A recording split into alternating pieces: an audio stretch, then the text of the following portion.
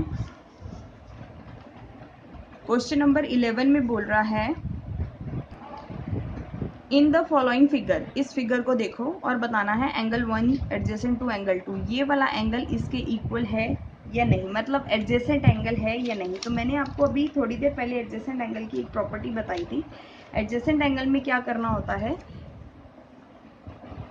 Adjacent में हमें क्या देखना होता है कि दो एंगल बनेंगे, लेकिन जहां पर एक एंगल खत्म होगा वहीं से ही दूसरा एंगल जो है स्टार्ट होगा, और तो ये हमारी कॉमन आर्म आ जाएगी इसमें, ठीक है, कॉमन आर्म। तो ये इसको तो देखने से ही पता चल रहा है कि इसका मुंह इधर है इस एंगल का, और इस एंगल का फेस इधर को बन रहा है, तो इसमें तो ऑप्शन ही नहीं है कि ये एडजेसेंट एंगल हो।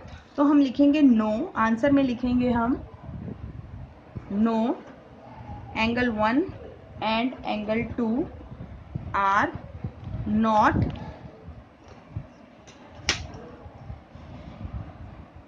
adjacent angles।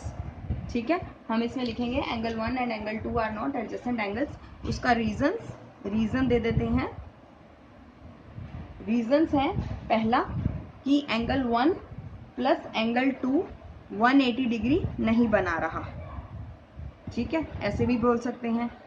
दूसरा एंगल ये है कि इनका they have no common vertex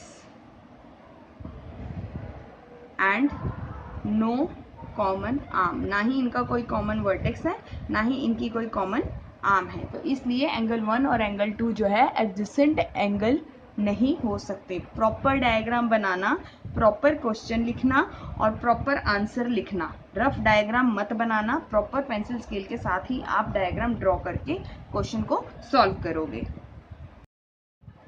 हाँ जी, 7th क्लास। अब हम एक्सरसाइज 5.1 का क्वेश्चन नंबर 12 का फर्स्ट पार्ट करेंगे, और इसमें अब हम वैल्यूज निकालेंगे। इस क्वेश्चन में फिगर को देखते हुए हम वैल्यूज फाइंड आउट करेंगे। तो चलिए क्वेश्चन देखते हैं और सॉल्व करना स्टार्ट करते हैं। क्वेश्चन है, इसके दो पार्ट हैं, तो फर्स्ट पार्ट हम सॉल्व करेंगे पहले। तो क्वेश्चन है find the value of x y and z, x y और जेड की वैल्यू निकालो in each of the following. ठीक है, पहली जो है फिगर आप ध्यान से देखो, अगर ये मेरा 55 है, ठीक है, अगर ये एंगल मेरा 55 है तो मेरा ये भी 55 हो जाएगा, है ना, सिंपली। और क्यों होगा, क्योंकि ये वर्टिकल ऑपोजिट एंगल है। तो हम लिखेंगे angle x is equal to angle 55 degree. क्यों है, क्योंकि वर्टिकली ऑपोजिट एंगल्स है, ठीक है। तो ये तो हो गया मेरा 55 डिग्री। अब देखो, अब आप अगर इसको ध्यान से देखो तो ये लीनियर पेयर बनाएगा, किधर से भी आप देखोगे तो ये लीनियर पेयर बनाएगा। मैं इधर से देखती हूँ, यहां से देखो, ये 55 और y दोनों मिलकर लीनियर पेयर बना रहे हैं, तो लीनियर पेयर ये 180 डिग्री बना रहे हैं। अब इसको लिखना कैसे है, हम इसको लिखेंगे angle 55 degree plus angle y degree is equal to 180 degree. क्यों है, क्योंकि ये लीनियर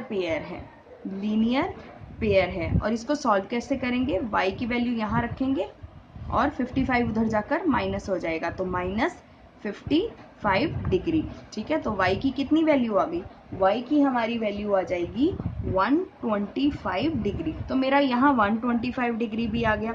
अब आप ध्यान से देखो, ये y अगर 155 डिग्री है तो z भी कितना हो जाएगा मेरा 155। क्यों हो जाएगा, क्योंकि ये वर्टिकली ऑपोजिट एंगल है। तो हम लिखेंगे angle y is equal to 125 degree था, तो एंगल z भी 125 डिग्री हो जाएगा। क्यों हो जाएगा, क्योंकि ये वर्टिकली ऑपोजिट एंगल्स है, ठीक है।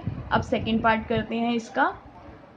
सेकंड पार्ट के अंदर देखो, अब आप ये लीनियर पेयर बनाएगा। पहले आप ध्यान से देखो, इसको देखो, 180 डिग्री बना रहा है, सीधी लाइन है, और इसके ऊपर 3 एंगल बन रहे हैं, ये लीनियर पेयर बना रहा है, ठीक है। तो लीनियर पेयर बनाने के लिए हम इन तीनों को ऐड कर देंगे और इज इक्वल टू 180 लिख देंगे। तो लिखेंगे हम कैसे, हम लिखेंगे 25 degree plus x degree plus 40 degree is equal to 180 degree. ठीक है, तो ये बनाएगा लीनियर पेयर। ठीक, अब x की डिग्री हम निकाल लेंगे। 25 प्लस 40 कितने हो जाते हैं, इन दोनों को करेंगे तो हम 25 degree plus 40 degree plus x degree equals to 180 degree, तो 65 degree plus x degree is equal to 180 degree, और x degree is equal to 180 minus 65, तो x आ जाएगा मेरा, कितना आ गया मेरा, x आ गया 115 डिग्री। तो x आ गया मेरा 115 डिग्री। ठीक है, अब आप ध्यान से देखो, अगर मैं इस लाइन को एक्सटेंड कर दूं, अगर मैं एक लाइन को एक्सटेंड कर दूं तो मेरे वर्टिकल ऑपोजिट एंगल भी निकल जाएंगे। देखो, अगर मैं इस लाइन को डॉटेड लाइन में बना दूं, देखो मेरा क्या आ गया, x is equal to Y आ जाएगा। ठीक है, और ये मेरा जो है, अब यहाँ पर देखो आप y की वैल्यू निकालने के लिए, हम उधर से लीनियर पेयर बना देंगे। तो हम इधर से लीनियर पेयर बनाएंगे। देखो ये लीनियर पेयर बनेगा। ठीक है, ये लीनियर पेयर बनेगा इधर से, तो हम लिख देंगे y प्लस 40 इक्वल्स टू 180। तो हम लिख देंगे यहाँ पर 40 degree plus y equals to, angle y equals to 180 degree. क्यों, क्योंकि ये भी लीनियर पेयर है। ठीक है, और angle y is equal to 180 minus 40 degree, और y इज इक्वल टू कितना आ जाएगा मेरा, 140 डिग्री। तो ये मेरा y जो आ गया 140 डिग्री आ गया। अब अगेन इस z को निकालने के लिए, हम ये कर देंगे y plus z equals to 180 degree. क्यों, क्योंकि ये भी लीनियर पेयर बना रहा है। y plus angle z equals to 180 degree, और y मेरा कितना था, y मेरा था 140 plus z equals to 180 degree. ठीक है, ये लीनियर पेयर है। ठीक है, और यहाँ पर z, एंगल z आ जाएगा 180 डिग्री माइनस 140, तो मेरा आ जाएगा आंसर, एंगल z मेरा आ जाएगा, एंगल z कितना आ जाएगा मेरा, 40 डिग्री। यहाँ पर मेरा क्वेश्चन जो है 12th क्वेश्चन कंप्लीट हो जाता है। हाँ जी, 7th क्लास। अब हम क्वेश्चन नंबर 13 करेंगे, एक्सरसाइज 5.1 का, और ये फिल इन द ब्लैंक्स है। इसके प्रॉपर क्वेश्चन आप नोटबुक में लिखोगे और प्रॉपर आंसर्स लिखोगे। ठीक है, प्रॉपर क्वेश्चन और प्रॉपर आंसर लिखने हैं, इस क्वेश्चन को भी नोटबुक में करना है। ठीक है, तो देखते हैं क्वेश्चन नंबर 13 का फर्स्ट पार्ट। अगर दो एंगल्स कॉम्प्लीमेंट्री हैं तो उसका सम कितना हो जाएगा। अगर दो मैंने आपको स्टार्टिंग में बताया था इंट्रो में, अगर दो एंगल्स कॉम्प्लीमेंट्री हैं तो उसका सम हो जाता है 90 डिग्री। ठीक है, और सेकंड पार्ट है, अगर दो एंगल्स सप्लीमेंट्री है तो उसका सम कितना हो जाएगा। सप्लीमेंट्री को देखते ही मेरे माइंड में क्या आ जाता है, 180 डिग्री।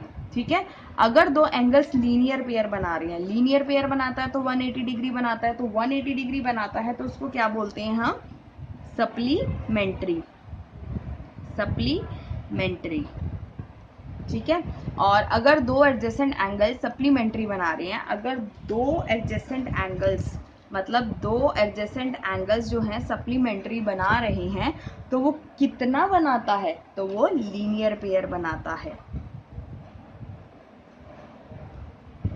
ठीक है, फिफ्थ पार्ट है, अगर दो लाइंस एक दूसरे को इंटरसेक्ट करती हैं। देखो जी, अगर दो लाइंस एक दूसरे को इंटरसेक्ट करती हैं तो वो वर्टिकल ऑपोजिट एंगल्स, ये वर्टिकल ऑपोजिट एंगल जो होते हैं हमेशा एक दूसरे के क्या होते हैं, हमेशा एक दूसरे के इक्वल होते हैं।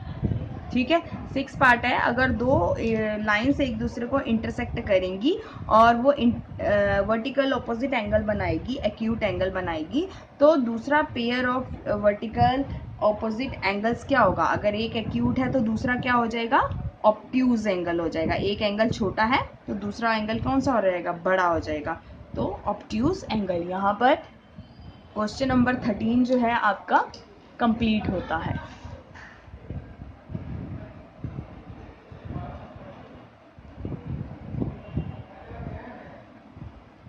हाँ जी, 7th क्लास। अब हम एक्सरसाइज 5.1 का लास्ट क्वेश्चन नंबर 14 करेंगे। इसके बाद 5.1 जो है एक्सरसाइज खत्म हो जाएगी और इसको भी प्रॉपर क्वेश्चन लिखोगे, डायग्राम बनाओगे प्रॉपर पेंसिल और स्केल के साथ, उसके बाद आप आंसर लिखना। तो क्वेश्चन देख लेते हैं और फिगर देख लेते हैं। वो बोल रहा है ऑब्ट्यूज। ऑब्ट्यूज का मतलब मोर देन 90 डिग्री तक, 90 डिग्री से बड़े वाले एंगल जो होते हैं वो ऑब्ट्यूज होते हैं। तो ऑब्ट्यूज वर्टिकल ऑपोजिट एंगल बताने हैं, कौन कौन से होते हैं, बड़े बताने हैं। तो हम यहाँ पर एंगल देख के बता सकते हैं। BOC ये बड़ा बन रहा है, 180 डिग्री मतलब 190 से लेकर 90 से बड़ा है, तो ये हो गया एंगल BOC, ठीक है। और दूसरा कौन सा बन रहा है यहाँ पर, AOD, क्योंकि ये 90 डिग्री है और 90 डिग्री से बड़ा बन जाएगा, तो एंगल AOD, ठीक है। एडजेसेंट कॉम्प्लीमेंट्री एंगल्स बताने हैं। एडजेसेंट का मतलब जो आपको मैंने समझाया था, एडजेसेंट का मतलब उनकी कॉमन आर्म होनी चाहिए, एडजेसेंट भी हो और वो 90 डिग्री भी बनाए। कॉम्प्लीमेंट्री एंगल का मतलब 90 डिग्री पे बनाए। तो ऐसे कौन से एंगल हैं, देखो AOB और AOE, क्योंकि यहाँ तक 90 डिग्री बन रहा है, इसको और इसको एंगल को मिलाकर जो है मेरा 90 डिग्री बन जाएगा और एडजस्टेंट भी बन जाएगा। तो मैं लिख दूंगी आंसर में AOB and angle AOE are adjacent complementary angles. अब वो बोल रहा है इसी तरह से सप्लीमेंट्री एंगल बनाओ, लेकिन वो बड़े बनने चाहिए, ठीक है। तो EOB एंड EOD, इस लाइन को अगर मैं बीच में से हटा दूं, इस लाइन को बीच में से हटा दूं और इधर से ये वाली लाइन हटा दूं, तो आप देखो ये वाला EOB, ठीक है, और EOD, तो ये वाले जो दो एंगल्स हैं एडजेसेंट भी हैं और 180 डिग्री लीनियर पेयर भी बना रहा है। तो मैं लिख दूंगी EOB, आंसर है ये। EOB and EOD are complementary angles, ठीक है, supplementary angles, sorry, unequal supplementary angles मतलब इक्वल नहीं होने चाहिए। तो सप्लीमेंट्री एंगल मतलब 180 डिग्री बनाए, तो हम लिख देंगे EOA और EOC, मतलब अनइक्वल है लेकिन सप्लीमेंट्री होनी चाहिए।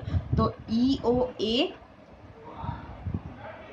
Angle EOA and angle EOC, ठीक है, angle EOA and angle EOC। और लास्ट है adjacent angles that do not form linear pair. ऐसे एडजेसेंट एंगल्स बताने हैं जो लीनियर पेयर नहीं बना रहे। तो इसमें हम लिख देंगे EOB, AOB, AOB and AOE, ठीक है। और दूसरा आएगा AOE एंड EOD, ठीक है। और थर्ड वाला आएगा EOD, EOD and angle COD, EOD and COD। ये तीन एंगल जो ऐसे हैं वो एडजेसेंट एंगल्स तो बना रही हैं, लेकिन ये लीनियर पेयर नहीं बना रहे, मतलब 90 डिग्री नहीं बना रहे। और जिसने इंट्रो वाली वीडियो नहीं देखी ना, एडजेसेंट एंगल्स और लीनियर पेयर, वो प्लीज़ देख लेना, क्योंकि उसको देखे बिना आपको समझ नहीं आने वाला कि कैसे सॉल्व करना है। तो यहाँ पर एक्सरसाइज 5.1 फिनिश होती है। एक्सरसाइज 5.1 आपकी फिनिश होती है by your teacher Devendra Kaur. Proper question लिखना, प्रॉपर आंसर लिखना, इंट्रो पार्ट जरूर समझना, बार बार समझना जहां से ना समझ आए, और अगर कोई प्रॉब्लम हो तो मुझे मैसेज करना। From your teacher Devendra Kaur.